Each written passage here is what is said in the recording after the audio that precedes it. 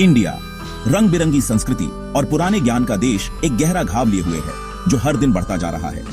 भ्रष्टाचार सत्ता के गलियारों में फैला हुआ है, जीवन के हर पहलू में अपनी जड़ें जमा रहा है और इसे उखाड़ना मुश्किल हो गया है।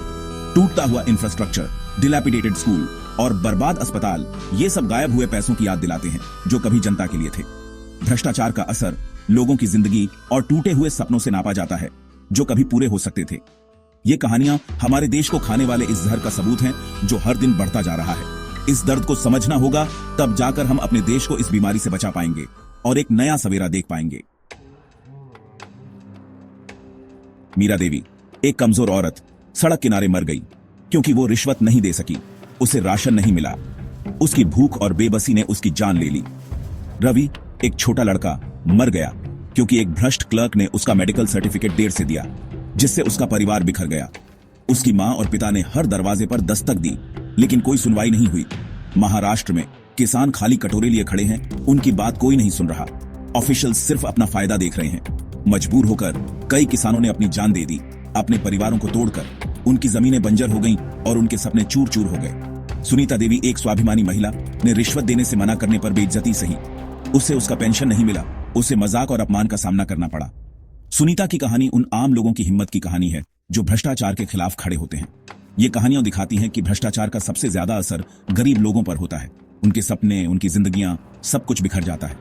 लेकिन इन कहानियों में एक उम्मीद की किरण भी है। ये लोग हार नहीं मानते, वे लड़ते हैं, वे खड़े होते हैं और यही उनकी सबसे बड़ी ताकत है। उनकी हिम्मत और संघर्ष हमें सिखाते हैं कि बदलाव संभव है। हमें उनके संघर्ष को सलाम करना चाहिए और उनके साथ खड़ा होना चाहिए, ताकि एक दिन ये कहानियां सिर्फ अतीत की बातें बन जाएं और हर किसी का सपना पूरा हो सके। सुनीता की कहानी उन आम लोगों की हिम्मत की कहानी है जो भ्रष्टाचार के खिलाफ खड़े होते हैं। ये कहानियां दिखाती हैं कि भ्रष्टाचार का सबसे ज्यादा असर गरीब लोगों पर होता है। हमें उनके संघर्ष को सलाम करना चाहिए और उनके साथ खड़ा होना चाहिए। क्या चीज लोगों को इतना गिरा देती है? लालच, स्वार्थ और नैतिक मूल्यों का खात्मा। ये वो तत्व हैं जो समाज को अंदर से खोखला कर देते हैं। जब लालच हावी हो जाता है तो लोग अपने फायदे के लिए किसी भी हद तक जा सकते हैं। कुछ लोगों के लिए भ्रष्टाचार एक खेल है जिसमें वो गरीबों का पैसा लूटते हैं। वो अपने पद का गलत इस्तेमाल करते हैं, कानून तोड़ते हैं और सिस्टम को अपने हिसाब से चलाते हैं। ये लोग अपने फायदे के लिए किसी भी हद तक जा सकते हैं। वो अपने पद का गलत इस्तेमाल करते हैं, कानून तोड़ते हैं और सिस्टम को अपने हिसाब से चलाते हैं। कमजोर कानून व्यवस्था और रिश्वत लेने की आदत भ्रष्टाचार को बढ़ावा देती है। जब कानून के रखवाले ही भ्रष्ट हो जाते हैं तो आम आदमी का विश्वास टूट जाता है। भ्रष्ट अधिकारी बिना किसी डर के काम करते हैं। उन्हें पता होता है कि उन्हें सजा नहीं मिलेगी। ये लोग अपने पद का गलत इस्तेमाल करते हैं, कानून तोड़ते हैं और सिस्टम को अपने हिसाब से चलाते हैं। ये प्रॉब्लम्स बहुत गहरे हैं जो भ्रष्टाचार को बढ़ने में मदद करते हैं। जब तक समाज में जागरूकता नहीं आएगी तब तक ये समस्याएं बनी रहेंगी। अगर भ्रष्टाचार को नहीं रोका गया तो इसके नतीजे बहुत बुरे होंगे। ये हमारे समाज की नींव को कमजोर कर देगा और हमारे भविष्य को अंधकारमय बना देगा। लोगों का भरोसा टूटेगा, विकास रुकेगा और एक बहुत बड़ा संकट पैदा होगा। हमारे बच्चों के लिए बेहतर भविष्य की उम्मीदें धूमिल हो जाएंगी। हम भारत के लोग को उठना होगा और अपने देश को भ्रष्टाचार से बचाना होगा।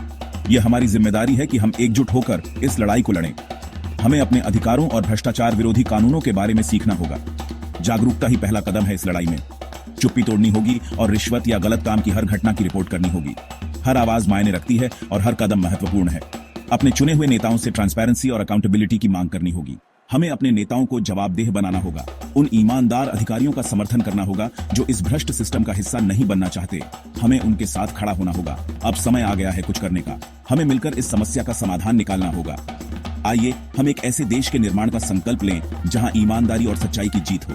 यह हमारा सपना है और इसे साकार करना हमारी जिम्मेदारी है।